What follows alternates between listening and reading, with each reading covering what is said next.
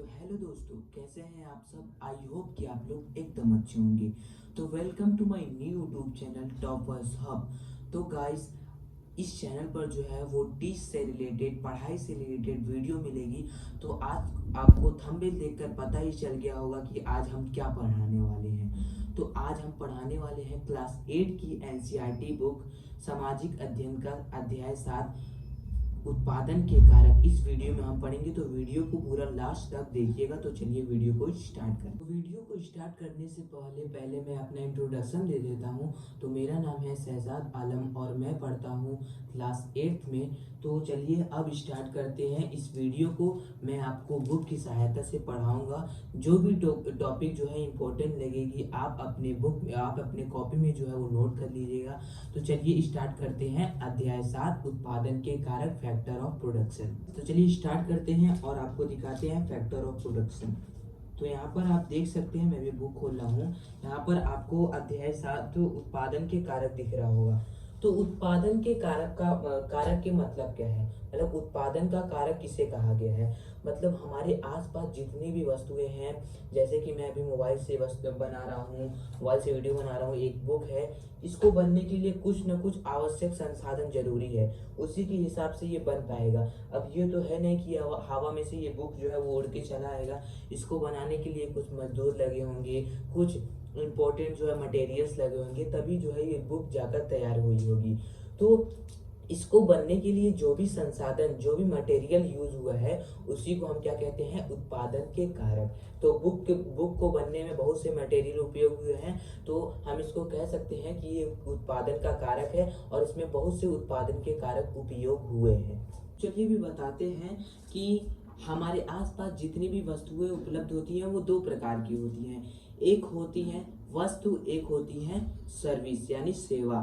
तो ये दो प्रकार की होती हैं। वस्तु किसे कहते हैं और सेवा किसे कहते हैं, चलिए जानते हैं। तो वस्तु उसे कहते हैं जिसे हम अपने हाथों से छू सकते हैं। जैसे कि ये बुक है, इसको मैंने अपने हाथ से छू सकता हूँ, तो ये क्या है, एक वस्तु है। और सर्विस क्या होता है, जैसे कि हम स्कूल जाते हैं तो स्कूल में हमें क्या प्राप्त होता है, स्कूल में हमें शिक्षा प्राप्त होती है। तो हमें टीचरों के द्वारा क्या सेवा प्रदान हो रहा है, हमें टीचरों के द्वारा जो है वो शिक्षा प्राप्त हो रहा है। तो वो हमें क्या दे रहे हैं, वो हमें एक सेवा दे रहे हैं, मतलब सर्विस दे रहे हैं, पढ़ाने का सर्विस दे रहे हैं, हमें ज्ञान उपलब्ध कराते हैं, ठीक है, हमें अच्छी तरह से पढ़ाते हैं। तो वो जो हमें दे रहे हैं वो क्या है, सेवा है। और जो हम अपने हाथों से छू सकते हैं वो क्या है, वस्तु है। जो अपने हाथों से नहीं छू सकते वो सेवा है, ठीक है। तो दोस्तों, अभी आपको एक चीज क्लियर हो गया होगा कि हमारे आसपास जितनी भी वस्तुएं हैं वो दो प्रकार की होती हैं। एक होती है वस्तुएं और एक होती है सेवा। वस्तु भी मैंने आपको बता दिया क्या होता है और सेवा भी बता दिया क्या होता है। तो आप लोग जो है, ये बहुत ही इंपॉर्टेंट प्रश्न है, इससे रिलेटेड जो है वो कॉम्पिटिटिव एग्जाम में पूछे जाते हैं। तो इसको जो है अपने नोट्स में लिख लीजिएगा, या फिर जो है अपनी दीवार पर जो है वो चिपका लीजिएगा। तो चलिए बढ़ते हैं अब आगे की तरफ। और चैप्टर में बहुत सी बातें हैं जो दी गई हैं, उसको भी हमें पढ़ना है। तो वीडियो को हमारे पूरा देखिएगा। आपको जो है इस बुक का पूरा ये चैप्टर जो है वो याद करा दूंगा मैं। तो चलिए चलते हैं अब आगे। अगला पॉइंट है, उत्पादन के कारक कितने प्रकार के होते हैं। उत्पादन के जो कारक है वो मुख्य रूप से 4 प्रकार के होते हैं। तो वो 4 प्रकार कौन कौन से हैं। पहला जो है वो है लैंड यानी भूमि। किसी भी चीज को बनाने के लिए हमें भूमि की आवश्यकता होती है। दूसरा क्या है, दूसरा जो है वो लेबर है, मतलब कि श्रम है। और तीसरा क्या है, पूंजी। और चौथा क्या है, उद्यमिता यानी एंटरप्रेन्योर, ठीक है। तो चलिए एक एक करके इन सब बातों पर जो है चर्चा करते हैं कि इन सब चीजों की आवश्यकता ही क्यों होती है। किसी भी चीज का उत्पादन करने के लिए जो है इन 4 चीजों की आवश्यकता होती है। अगर इन 4 चीजों में से एक भी चीज अनुपलब्ध है तो किसी वस्तु का उत्पादन जो है वो नहीं हो पाएगा। तो चलिए बात करते हैं लैंड से यानी भूमि से। मान लीजिए मुझे जो है वो एक रेस्टोरेंट खोलना है। तो रेस्टोरेंट हो सकता है या किराए का हो, या फिर जो है हमने अपना खुद का लिया हो। तो लैंड यानी बस भूमि ही नहीं होती है। लैंड यानी प्राकृतिक संसाधन। प्राकृतिक संसाधन में जितनी भी वस्तुएं हैं जो हम उस रेस्टोरेंट में उपयोग लाने वाले हैं।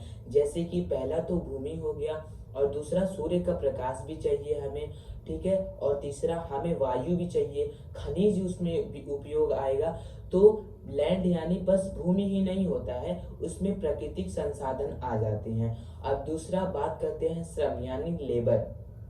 हम जब रेस्टोरेंट खोलेंगे, अभी हमने एक उदाहरण लिया है रेस्टोरेंट, जब हम रेस्टोरेंट खोलेंगे तो उसे चलाने के लिए कोई ना कोई मजदूर तो होना चाहिए। कि अब मान लो खाना मैंने बनाया तो अपने आप तो किसी के पास पहुंच नहीं जाएगा, उसकी उसके लिए जो है एक लेबर होगा यानी श्रम होगा, जो कि जो है उस कार्य को उसको करने का जो है वो अनुभव होगा, उस कार्य को वो कर लेगा। ये नहीं है कि हमने रेस्टोरेंट खोला और कोई रोड पर व्यक्ति घूम रहा है उसको उठा के ला दिए, तो ऐसा नहीं है।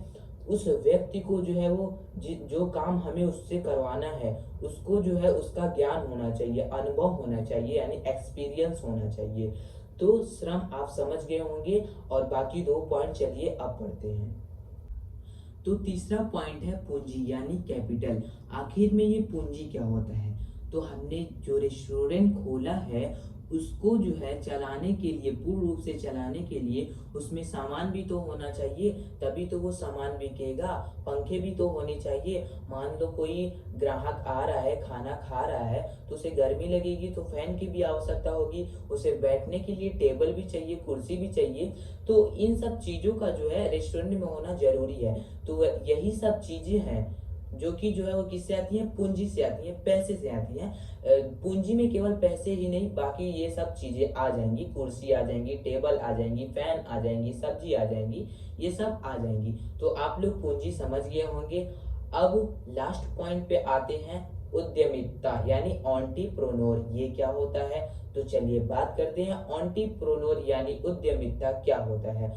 तो गाइस इस वीडियो को जो है अंत तक देखिएगा, और मेरा एक रिक्वेस्ट है कि मेरा ये न्यू चैनल है तो चैनल को सब्सक्राइब कर लीजिएगा और वीडियो को लाइक कर दीजिएगा। तो चलिए बढ़ते हैं, उद्यमिता एंटरप्रेन्योर क्या होता है।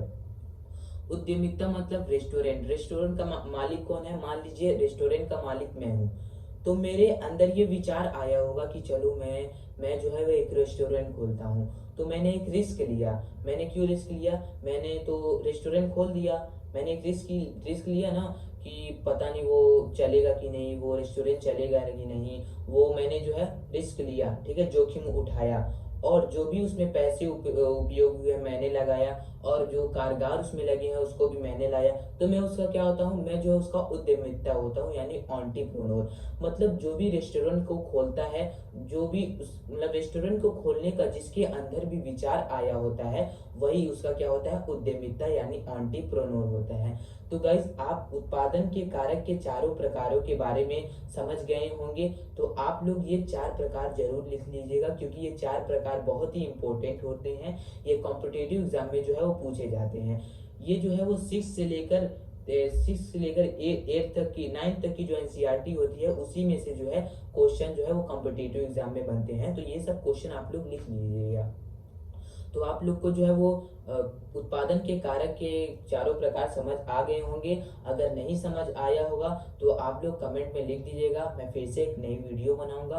तो आई होप कि बहुत से लोगों को समझ में आ गया होगा। तो चलिए बढ़ते हैं अब और आगे। तो चलिए एक बार विस्तार रूप से श्रम के बारे में पढ़ लेते हैं। वैसे तो चैप्टर में इसके अलावा कुछ है नहीं, इसी को जो है वो विस्तार रूप में बता दिया है, जो कि मैंने आपको शॉर्ट फॉर्म में बता दिया है। इससे बाहर कुछ आएगा नहीं। तो यही जो है इस चैप्टर का जो है वो पूरा जो जितना भी इसमें सिलेबस में था वही, ये जो मैंने बताया वही था। तो एक बार श्रम को विस्तार पूर्वक देख लेते हैं, क्योंकि श्रम जो है इसमें एक विस्तार पूर्वक बताया। श्रम क्या होता है? मतलब कोई व्यक्ति है तो उसे जो है केवल ये नहीं है कि उसको ज्ञान होना चाहिए, वो शारीरिक रूप से स्वस्थ होना चाहिए, और उसे उस कार्य को करने का अनुभव होना चाहिए, ठीक है। और जो है उसको उस चीज की ट्रेनिंग होनी चाहिए, ट्रेनिंग लेनी चाहिए। किसी भी मनुष्य को जो है, अगर ज्यादा से ज्यादा मनुष्य जो है वो लेबर होंगे। देखो भाई, जो भी कार्य करता है, किसी के घर, किसी जगह भी अगर वो कोई कार्य करता है तो क्या हुआ? लेबर हुआ। तो जितने हमारे देश में लेबर होंगे, कार्य करने वाले होंगे, उतनी ही हमारे देश की उन्नति होगी। जैसे कि कोई गाड़ी बनाने वाला होगा, कोई खाना बनाने वाला होगा, कोई किसान कोई खेती करने वाला होगा, तो कोई मोबाइल बनाने वाला होगा, कोई फैन बनाने वाला होगा। तो ऐसे बहुत से लोग हैं जो कि अलग अलग चीज़ों का निर्माण करते हैं। तो ऐसे ही जितने भी हमारे देश में जनसंख्या होगी और जितने भी लोग शिक्षित होंगे, उतनी ही हमारे देश की क्या होगी, उन्नति होगी। इसीलिए हम लोग को कहा जाता है कि हम लोग को पढ़ना जरूरी होता है। बच्चे जो है वो भविष्य होते हैं, ताकि बच्चे ही जो है वो पढ़कर क्या हुए, आगे चलकर जो है हमारे देश के लिए कुछ करें।